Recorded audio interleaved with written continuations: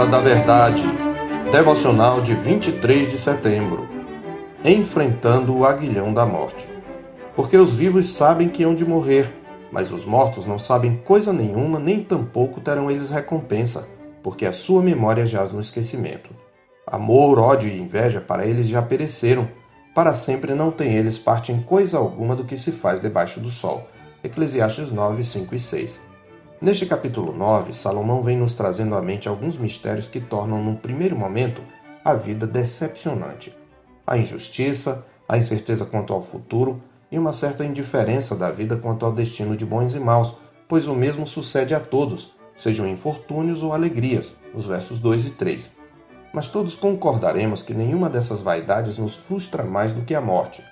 E como ele disse no verso 3c, ela chega para todos. Todos caminhamos, como ele diz, rumo aos mortos.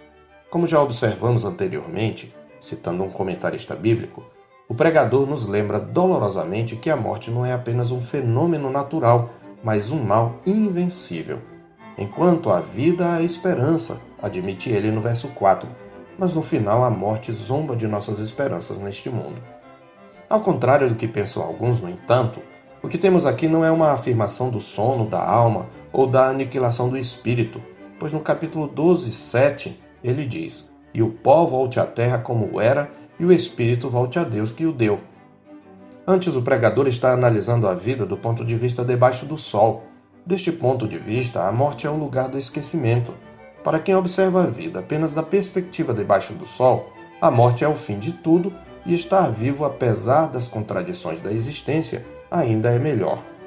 Quando observa, portanto, que para os mortos não há recompensa, ele está se referindo à recompensa conforme a visão secular da vida, que procura acumular tesouros sobre a terra. E quando ele afirma que amor, ódio e inveja para ele já pereceram, também está falando em termos dos relacionamentos terrenos. Isto fica claro quando ele explica que para sempre não têm eles, os mortos, parte em coisa alguma do que se faz debaixo do sol, no verso 6. Diante, portanto, da realidade inevitável da morte, estar vivo é ter uma oportunidade de avaliar a própria vida corretamente. Além disso, ele está combatendo a cosmovisão idólatra ligada às crenças do mundo pagão de então em relação à imortalidade, que repousavam em bases falsas.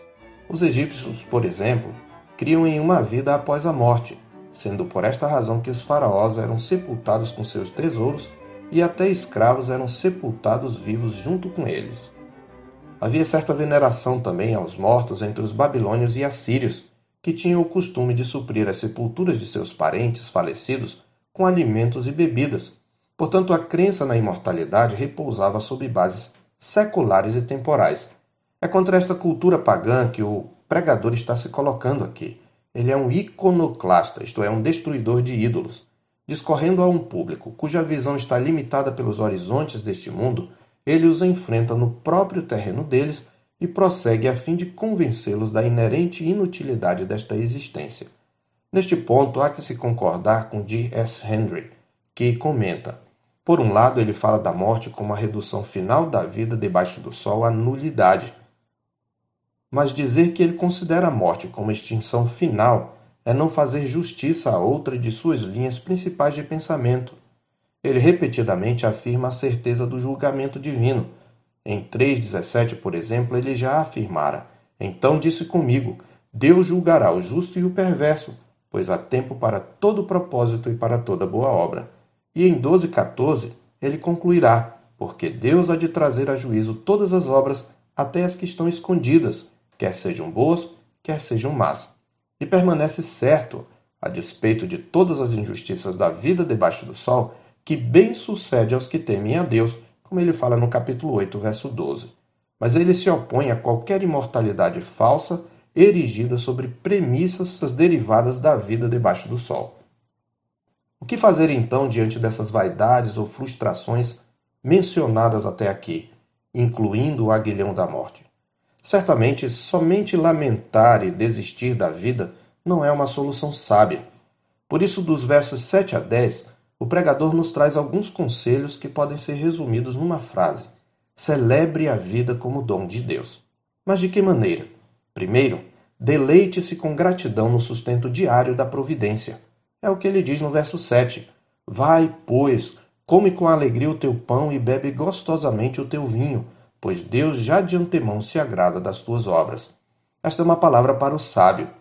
Pão e vinho referem-se ao sustento diário, que deve ser recebido com gratidão e contentamento. É disso que Deus se agrada. Em segundo lugar, viva na expectativa da alegria. Este é o significado da frase: em todo o tempo sejam alvas as tuas vestes, e jamais falte o óleo sobre a tua cabeça, no verso 8. As vestes alvas eram roupas de festa, e o óleo era símbolo de alegria. Então a ideia é de estar preparado para a festa. Não confunda com a farra irresponsável e dissoluta. Cultivar a expectativa da alegria e viver alegremente, aproveitando as oportunidades de alegria que Deus dá.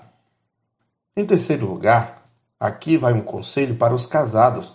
Desfrute da dádiva do amor conjugal. O verso 9 diz: goza a vida com a mulher que amas todos os dias de tua vida fugaz, os quais Deus te deu debaixo do sol, porque esta é a tua porção nesta vida pelo trabalho com que te afadigaste debaixo do sol.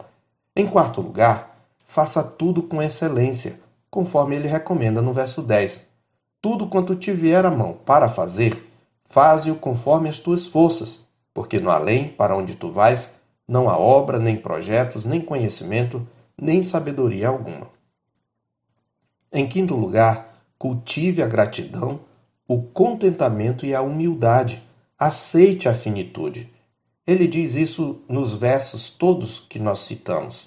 Porque Deus já de antemão se agrada das tuas obras. No verso 7, ele menciona a vida fugaz que Deus nos deu, que é a nossa porção, e que no além não há obra alguma. A verdade que perpassa todos esses conselhos é que Deus é a fonte de todos os dons da vida terrena, o pão e o vinho, as festas e o trabalho, o casamento e o amor. E somente o crente, o verdadeiro sábio, compreende essa verdade. Não é que ele não se alegra por elas. A diferença entre o justo e o ímpio é que, enquanto este se alegra nessas coisas como fins em si mesmas e as deseja de maneira idólatra, aquele, o crente, desfruta delas sabendo qual é a fonte de onde elas vêm, a saber, o seu Criador, que tudo nos proporciona ricamente para nosso aprazimento. Tudo isto, porém, só ganha sentido pleno à luz daquilo que está além da vida debaixo do sol, uma realidade espiritual da qual só temos lampejos em Eclesiastes. Pois, como diz a Escritura, se a nossa esperança em Cristo se limita apenas a esta vida, somos os mais infelizes dos homens. 1 Coríntios 15, 19. No entanto, a morte de Cristo na cruz, levando sobre si a ira de Deus, trouxe redenção aos que nele creem e abriu para eles caminho para uma nova vida. E sua ressurreição, vencendo a morte, assegurou para o seu povo amado a ressurreição futura num corpo incorruptível e uma eternidade com ele nos novos céus e na nova terra, quando ele vier para julgar o mundo. Aqui está o pleno cumprimento daquela declaração do pregador de que Deus há de trazer a juízo todas as obras, até as que estão escondidas, quer sejam boas, quer sejam más, no capítulo 12, verso 14. Como está escrito em 1 Coríntios 15, 54 e 55, e quando este corpo corruptível se revestir de incorruptibilidade, e o que é mortal se revestir de imortalidade, então se cumprirá a palavra que está escrita: tragada foi a morte pela vitória. Onde está, ó morte, a tua vitória? Onde está, ó morte, o teu aguilhão? Isto nos leva ao conselho final. À luz do Evangelho de Cristo, celebre a bendita esperança que está além da vida debaixo do sol, pois, como diz a Escritura em Filipenses 3, 20 e 21, a nossa pátria está nos céus, de onde aguardamos o Salvador, o Senhor Jesus Cristo, o qual transformará o nosso corpo de humilhação para ser igual ao corpo da sua glória, segundo a eficácia do poder que ele tem de até subordinar a si todas as coisas. Eu sou o pastor Marcos Augusto, pastor da Terceira Igreja Presbiteriana de Boa Vista, em Roraima.